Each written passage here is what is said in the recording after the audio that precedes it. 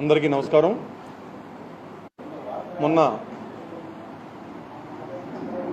పల్నాడు జిల్లాలోని సత్తెనపల్లి నియోజకవర్గంలో జరిగిన మన మాజీ ముఖ్యమంత్రి జగన్మోహన్ రెడ్డి గారి పర్యటన జరిగిన సందర్భంగా మరి కుల ప్రస్తావన వచ్చిందని చెప్పి ఈరోజు ఉదయం మరి విజయవాడలో కొన్ని మా సోదర కమ్మ సేవా సంఘాలు, అంటే ముందు మేము ఇంట్రడ్యూస్ చేసుకుంటున్నాం. మాది ఆదర్శ ఆంధ్రప్రదేశ్ కమ్మ సేవా సంఘం మాది.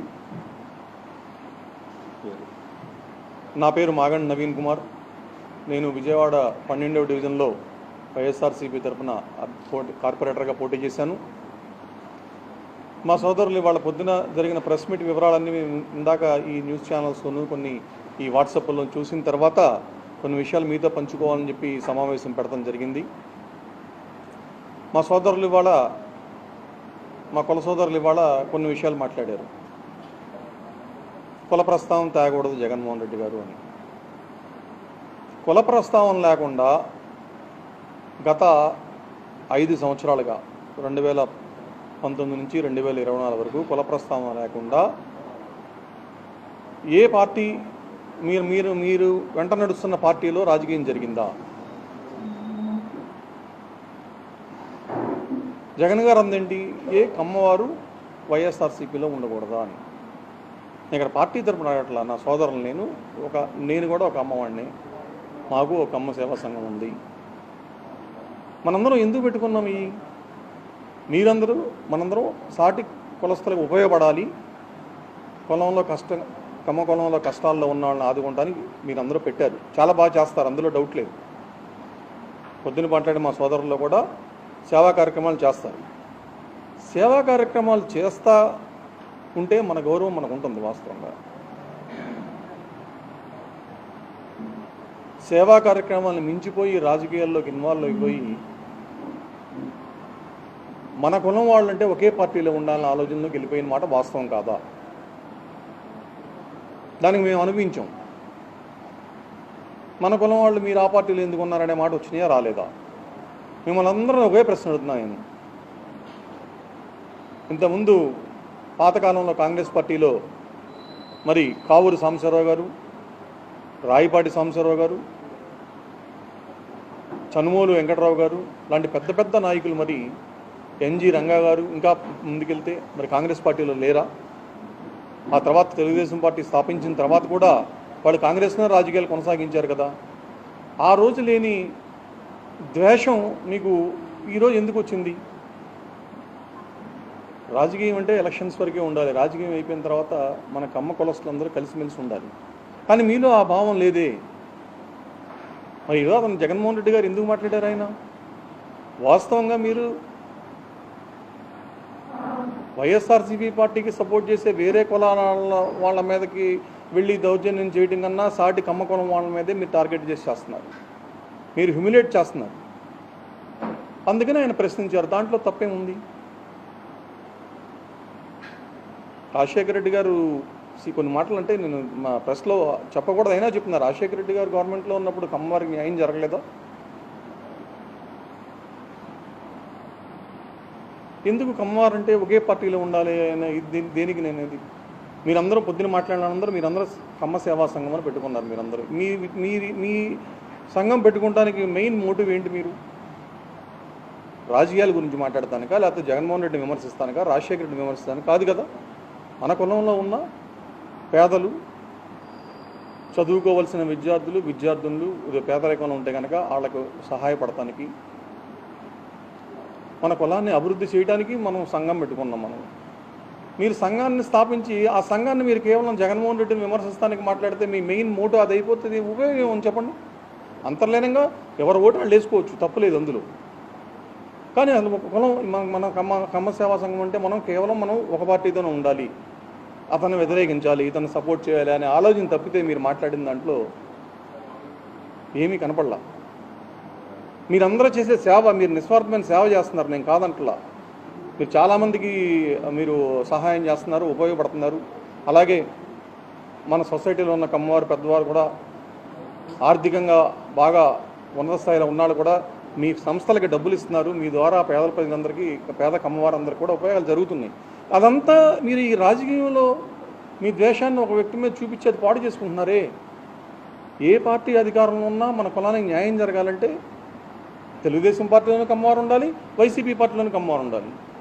వైసీపీ పార్టీలో కమ్మవారు ఉంటేనే కదా వైసీపీ పార్టీ అధికారంలోకి వస్తుంది, మన అధికారంలో ఉంది. మరి మన తూర్పు నియోజకవర్గంలో లెక్కేసుకోండి, విజయవాడ తూర్పు నియోజకవర్గంలో మన కమ్మవారి ప్రాబల్యం ఉండే కాలనీస్ ఎన్ని కాలనీల్లో మరి అవినాష్ అనే వ్యక్తి వైసీపీ పార్టీలో ఉండబట్టే కదా రోడ్లు మరి అంత చక్కగా ఇచ్చింది కానీ, డెవలప్మెంట్ చేయించింది కానీ, పార్కులు కట్టించింది కానీ. మన కమ్మవారికి అవినాష్ ఉపయోగపడలేదా?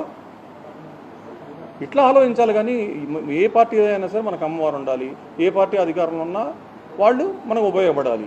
అంతేగాని ఒకే పార్టీకి ఉంటే ఇంకో పార్టీ అధికారంలో వచ్చినప్పుడు అమ్మవారికి అన్యాయమేగా జరిగేది. పెద్దలు మీరందరూ కూడా కొద్దిగా ఆలోచించండి, పాజిటివ్ దృక్పథంతో ఆలోచించండి. ఎంతసేపటికి నెగిటివ్ దృక్పథంతో ఆలోచించమాకండి. ప్రతి పార్టీకి ఒక ఎజెండా ఉంటుంది, ఆ ఎజెండా ప్రకారం వెళ్తూ ఉంటారు.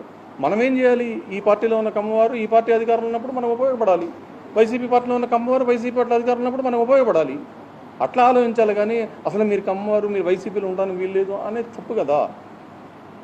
మనందరం కమ్మ సోదరులు, మనందరం అన్ని పార్టీలోనూ ఉండాలి. ఆ చరిత్ర ఉంది ఆంధ్రప్రదేశ్లో, మన కళ్ళతో చూసాం. మన తూర్పు నియోజకవర్గంలో మరి 500 కోట్లు 800 కోట్ల రూపాయలతో మరి అవినాష్ తీసుకొచ్చి అభివృద్ధి చేయగలిగాయంటే మనకు అమ్మవారి కాలనీలేగా అన్నీ ఎక్కువ. అందులోనే బ్రహ్మాండమైన సిమెంట్ రోడ్లు వేసి బ్రహ్మాండమైన పార్కులు కట్టి అతను బ్రహ్మాండమైన కమ్యూనిటీ హాల్స్ కట్టి అతను చేసింది. అవన్నీ ఎందుకు మర్చిపోతున్నారు? ఈ సందర్భంగా నేను మీకు పెద్దలందరూ చెప్పేది ఏంటంటే, మీరు మహత్తరమైన బృహత్కరమైన సేవలు చేస్తున్నారు, కానీ ఆ సేవలు కేవలం రాజకీయాల కోణంలోకి వచ్చేసి మీరు ఆ సేవల కన్నా రాజకీయాలు ఎక్కువ చేసేపటికి ఏంటంటే మరుగున పడిపోతుంది, మన మీద ద్వేషం పెరిగిపోతుంది జనాల్లో. రాజశేఖర రెడ్డి గారు మరి పెట్టిన ఫీజు రీయింబర్స్మెంట్ పథకం వల్ల ఎంతమంది కమ్మవారి పిల్లలు ఇంజనీరింగ్ చదువుకున్నారు? ఎంతమంది కమ్మవారి పిల్లలు ఇంజనీరింగ్ చదువుకొని ఎంతమంది అమెరికా వెళ్ళి స్థిరపడ్డారు? అది ఆ కోణంలో కూడా ఆలోచించండి.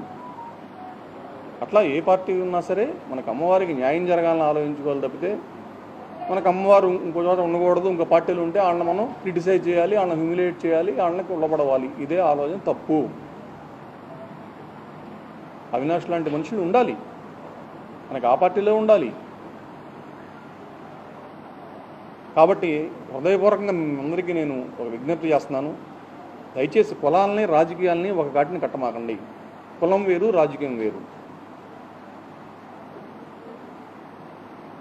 పెద్దలందరూ కూడా మరి మీ మీడియా ద్వారా విజ్ఞప్తి చేస్తున్నా, మీరందరూ పెద్దలు విజ్ఞప్తితో ఆలోచించండి.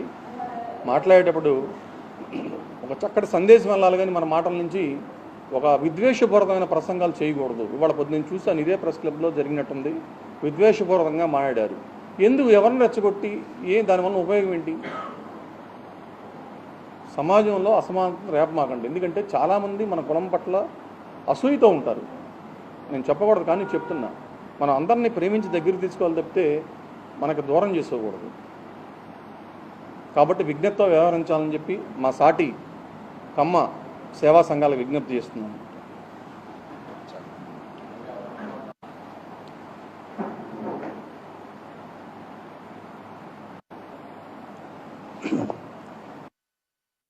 అందరికీ నమస్కారం. నా రామకాళేశ్వరరావు, ఆదర్శ ఆంధ్రప్రదేశ్ కమ్మ సంక్షేమ సంఘ అధ్యక్షుడిని.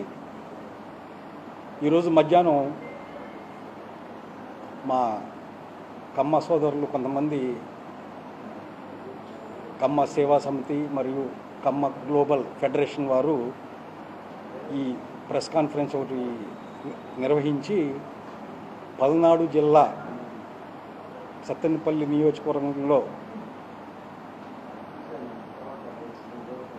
మాజీ ముఖ్యమంత్రి వైఎస్ జగన్మోహన్ రెడ్డి గారు తెలుగుదేశం పార్టీ వారిని ఉద్దేశించి కమ్మ కులస్తులు వైఎస్ఆర్ కాంగ్రెస్ పార్టీలో ఉండకూడదా, ఉంటే వారి మీద కేసులు పెట్టి రకరకాలుగా హింసిస్తారా అని మాత్రమే అన్నారు. కమ్మ కులాన్ని కానీ కమ్మ కులస్తులను కానీ ఎటువంటి దుర్భాషలాడలేదు, అగౌరవపరచలేదు, అసభ్యంగా కూడా మాట్లాడలేదు. ఆయన తెలుగుదేశం పార్టీ వారినే ప్రశ్నించాడు ఉండకూడదా అని. కానీ వాళ్ళ విచిత్రంగా ఆ సంఘాలన్నీ వచ్చేసేసి ఏదేదో మాట్లాడతాయి. నీ క్యాబినెట్లో మినిస్టర్ లేడేంటి, కమ్మ మినిస్టర్ లేడేంటి? కమ్మ మినిస్టర్ ఉన్నాడు, కొడాల నాని గారు మినిస్ట్రీ చేశాడు, వైఎస్ జగన్మోహన్ రెడ్డి గారి క్యాబినెట్లో మినిస్ట్రీ చేశాడు. ఆయన 2.5 సంవత్సరాలకే కాల పరిమితి అన్నాడు, ఇచ్చాడు, చేశాడు, దిగిపోయాడు, వెళ్ళిపోయాడు. ఇవాళ అవినాష్ గారి పేరును తలసల రఘురామ గారి పేరు వాళ్ళ ప్రశ్న కాన్ఫరెన్స్లో వచ్చింది. వారికి మంత్రి పదవులు ఎందుకు ఇవ్వలేదని. దాన్ని కూడా రాజకీయం చేస్తున్నారంటే ఇది పార్టీ వాళ్ళు చేయట్లేదండి, మా కుల సంఘాలు చేస్తున్నాయి రాజకీయం.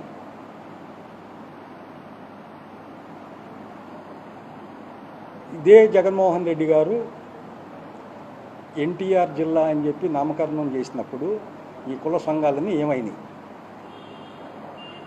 హర్షించవచ్చుగా, ఎన్టీఆర్ కమ్మాడేగా, పెద్ద కమ్మాడేగా,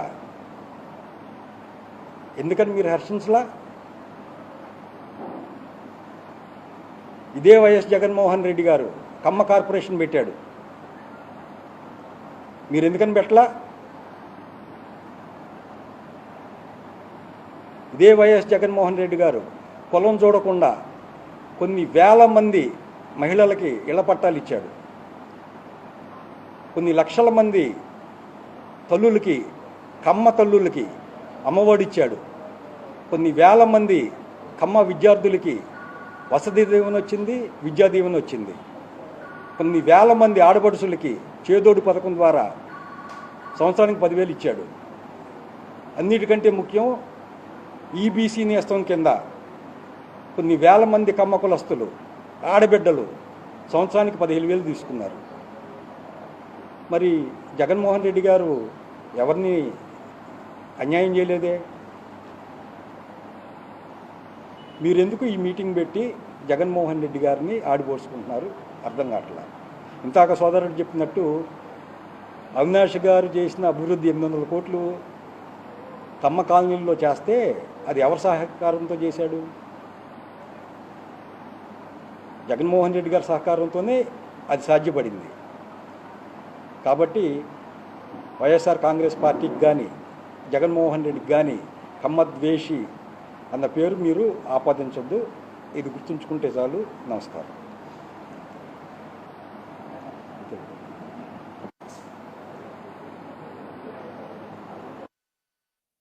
స్వర్ణాంధ్ర ప్రదేశ్ కమ్మ సంఘం అనేది ఇదివరకు ఉండేది, అది తెలుగుదేశం పార్టీకి ఉండేది. ఈరోజు ఆదర్శ ఆంధ్రప్రదేశ్ కమ్మ సంక్షేమ సంఘం అనేది కేవలం పార్టీ గురించి కాకుండా కమ్మ కులస్తుల కోసం పనిచేస్తున్నాము. అయితే ఈ సంఘం తరఫున మేము ఎట్టగో ఎన్డీఏ గవర్నమెంట్ ఉంది, కూటమి ప్రభుత్వం ఉంది, మీరు రివాజుగా మహానాడులో తీర్మానం చేసుకున్నట్టు కాకుండా కనీసం రేపు రాబోయే మహానాడు టైంకైనా సరే అన్న నందమూరి తారక రామారావు గారికి భారతరత్న మీ ద్వారా ఇప్పించవలసిందిగా కోరుకుంటున్నాను.